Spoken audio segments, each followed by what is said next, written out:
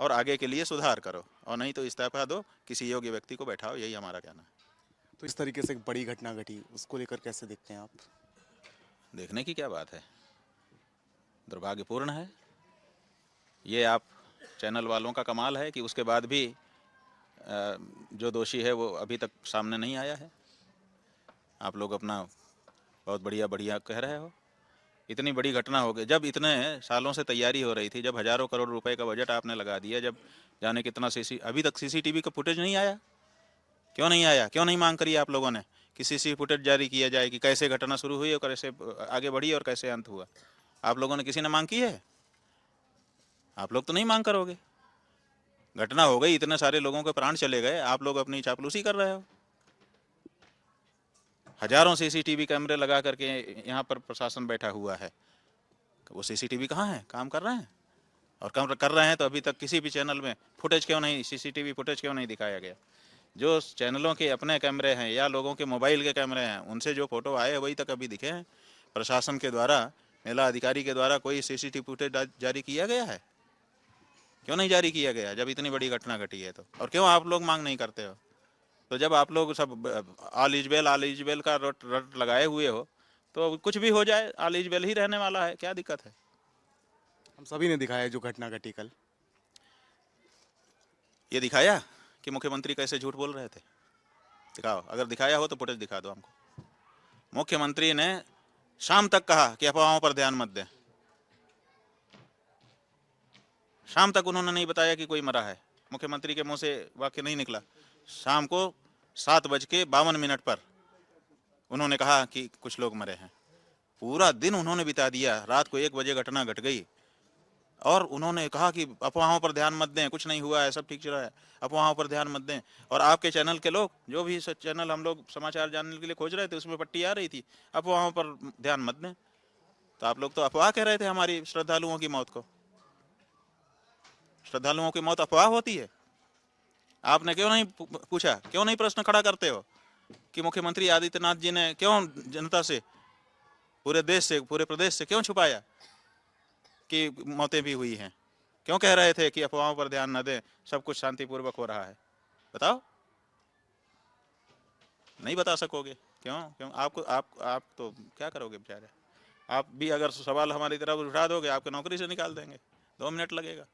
ये सवाल पूछा था उनसे उनसे कि कितनी मौतें हुई हैं। शाम को उन्होंने कहा कि 30 मौतें हुई हैं। भाई उनको शाम को पता चला? यही सवाल है सबसे बड़ा, कि शाम को उन्होंने कहा 30 मौतें हुई हैं, जबकि मौतें रात को ही हो चुकी थी। जब रात को मौतें हो चुकी थी, जब दुनिया को पता चल चुका था कि मौतें हो रही हैं, हो गई हैं, तो मुख्यमंत्री जी को शाम तक कैसे पता चला? उसके पहले उनके जो वक्तव्य आए उसमें मौतों का जिक्र क्यों नहीं था? वो क्यों छुपा रहे थे? यही तो सवाल है।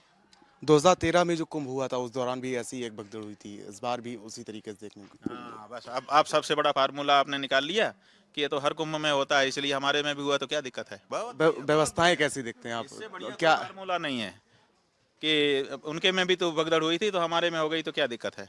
वाह, अरे वाह, बहुत अच्छी ढाल लेकर आ गए हो आप लोग सरकार की। उनके में अगर हुआ था तो वो दोषी थे, तुम्हारे में अगर हुआ है तो तुम दोषी हो। अपने दोष की सजा भोगो, तब हम जाने कि तुम सही आदमी हो। वो भी गलत थे इसलिए मैं सही हूं, ये कहाँ का फार्मूला है? बताओ। ये फार्मूला है कि उनके समय में भी भगदड़ हुई थी इसलिए हमारे समय की भगदड़ तो जायज है, होना ही था, नहीं तो फिर कुंभ कैसे कहा जाएगा? जब उनके में हो सकता है तो हमारे में तो होना ही चाहिए। वो भी राजनीतिक दल थे, हम भी राजनीतिक दल हैं। वो भी मुख्यमंत्री थे, हम भी मुख्यमंत्री हैं। जब जब तुम जो दोनों नालायकों एक ही जैसे हो, तो फिर तुम में हम भेद क्यों समझें? जैसे वो तो ऐसे तुम, यही तो बात हो गई। अगर तुम उनके समय का उदाहरण देते हो तो जैसे वो थे वैसे तो तुम भी हो, अयोग्य हो। वो अयोग्य थे, तुम अयोग्य हो। और उनके समय में रेलवे स्टेशन में हुआ था, रेलवे स्टेशन बढ़ाया नहीं जा सकता है। ये तो संगम का क्षेत्र, तो ये तो विस्तृत था, इसलिए वो और ये दोनों में अंतर है अगर विश्लेषण करो तो। आप जो है सोते हुए लोगों के ऊपर लाठी चला दे रहे हो कि भागो भागो। आपका कमिश्नर कह रहा है कि उठो, सो मत। सोने की जगह तुमने अगर अलग जगह बताई होती, बनाई होती तो क्यों वहाँ खुले में लोग सोते कि तुमको लाठी चला करके उनको भगाना पड़ता। जब लाठी चलाओगे तो कोई भी भागेगा, पुलिस की लाठी जहाँ जहाँ चलती है वहीं लोग भागते हैं। तो जब सोते हुए लोगों के ऊपर लाठी चला दोगे आप, आपका कमिश्नर का माइक में वक्तव्य आ रहा है कि उठो, जागो, भागो, वो मत करो, तब आप जो है लाठी जब चला दोगे तो भागेगा ही कोई भी। वो भागे बेचारे। अब कह रहे हैं कि रेलिंग टूट गई। रेलिंग तुम्हारी क्यों कमजोर थी? वो रेलिंग किस लिए बनाई गई थी? देखने के लिए कि भीड़ का दम सहने के लिए? रेलिंग बनाई क्यों जाती है? भीड़ का दम सहने के लिए बनाई जाती है। उसका पैसा पास होता है कि इतना साहब अंदर लगाए, इतनी मजबूत बल्लियां थी, ये था वो था, तब उसका तो पैसा आप कैश करते हो। तो आपकी रेलिंग क्यों टूट गई?